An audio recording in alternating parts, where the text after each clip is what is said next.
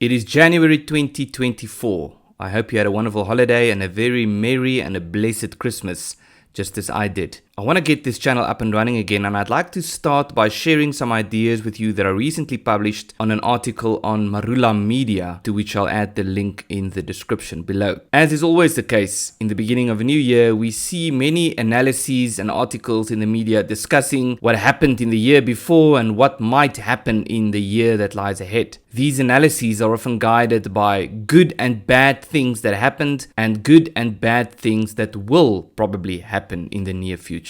Now, there is nothing wrong with talking about good and bad things that happened in the past year and that might happen in the year that lies ahead. But it is important that we don't allow ourselves to get carried away by these things, especially when what we are doing is attached or guided by some higher purpose. And that is what I want to talk with you about in this video. Because when our individual selves is all that matters, then necessarily we are left much more vulnerable by the strength and direction of the waves. And when our minds are consumed by the strength and direction of the waves, we stop thinking about the tides and the seasons, which in the bigger scheme of things are much more important. And as a result, we leave ourselves even more isolated and detached. We need to take cognizance of events, to consider how these events affect us, and then to determine whether it's necessary to reevaluate our plans and our strategies for the future. But if our plans and our strategies are so weak that they have to be re-evaluated every time something happens, that in itself is an indication that we are on the wrong track. In his much celebrated book, Good to Great, business analyst and strategist Jim Collins talks about the most important factors that are necessary to change already successful or good companies into great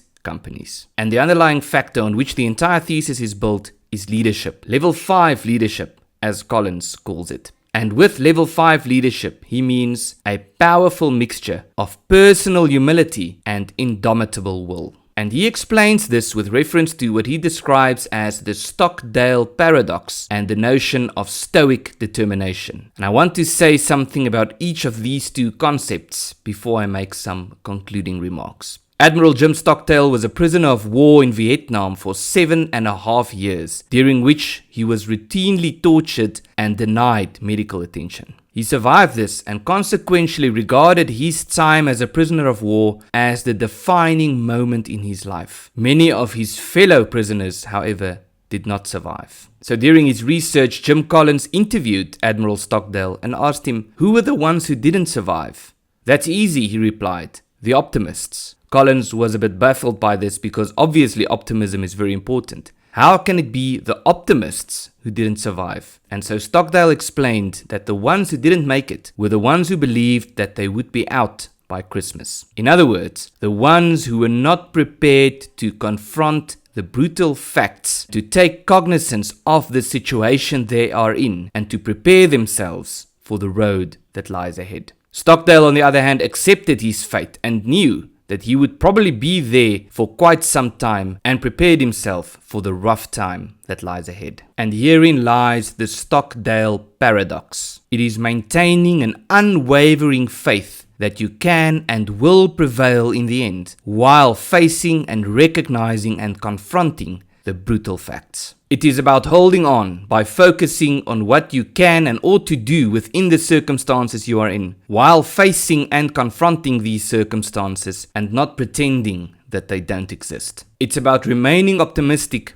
based on conviction and reality, and not holding on to a naive hope that requires of the circumstances and the facts to be something that it isn't. Now, this is a fundamental business principle, but it is also one of the major factors evident in what Collins calls level 5 leadership. The type of leadership that is required to take an already successful institution and build and develop it into something that is even more successful. But it is also a crucial philosophy for life, and especially important in political strategy and leadership in general. Collins goes on to talk about the importance of Stoic determination, which I like to call onemosionele vasberadenheid in Afrikaans. Not a perfect translation, but it more or less does the job. And with this, he means that leaders cannot afford to get carried away by good or bad news or by the importance of taking difficult decisions and decisive action. Good news and bad news happen all the time, and we need to make difficult decisions all the time. And if we allow ourselves to get stuck on good and bad news and difficult decisions,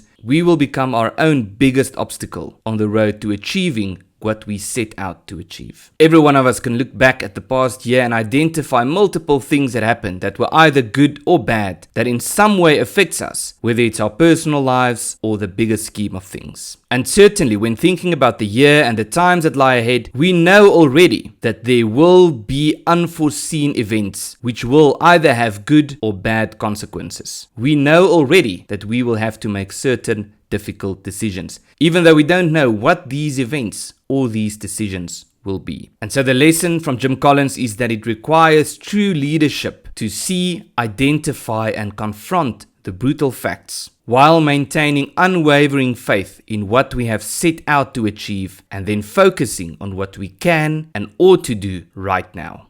Or, as Princess Anna said in Frozen 2, when she found herself stuck in a dark cave and she couldn't find the way out, do the next right thing. Now, Collins is right to describe this as Stoic determination because there is much that we can learn from the Stoics of old. Now, I do not think that we should follow the advice of the Stoics in every possible way because in some ways, some of the Stoics had a tendency of detaching themselves from the bigger scheme of things, which obviously could also have adverse consequences. But there is much that we can learn from the Stoics, such as the Roman slave turned philosopher Epictetus, who said that it is not events that disrupt us, but our emotions in response to events. And so the lesson from Collins, Stockdale, Epictetus, and Princess Anna is that we should keep confronting the brutal facts, but that we should keep going and not allow ourselves to be disrupted by these facts. That is why the Chinese philosopher Lao Tzu and the Japanese swordsman and strategist Miyamoto Musashi said that we have to be like water or like a river, because when water flows down a river, it is guided by a clear and unwavering direction. But on its way towards its destination, it is continuously confronted by obstacles. And so in a sense, water is the perfect metaphor for the Stockdale paradox and the notion of Stoic determination. Because when water flows down a river and it's confronted with a rock, it does not pretend that the rock isn't there, but it also doesn't stop. It flows over the rock, under the rock, or to the side of it, depending of course on the shape and the nature of the rock. And so the lesson is this: the one who succeeds in the bigger scheme of things is not the pessimist, nor is it the naive optimist who pretends that problems don't exist, but nor is it simply the realist who looks and evaluates the facts. It is the realistic optimist who maintains an unwavering faith in the end goal, but does not allow himself to be let down or distracted by the obstacles on the way to this destination. So in the times that lie ahead, let us be enthused by the great things that we have set out to achieve. Let us spend time planning for this, developing strategies and working tirelessly to achieve this. But let us never allow ourselves to get paralyzed or to stagnate as a result of external events. Static, narrow, constricted thinking is our greatest enemy. But mobility en route to a higher goal is our greatest friend.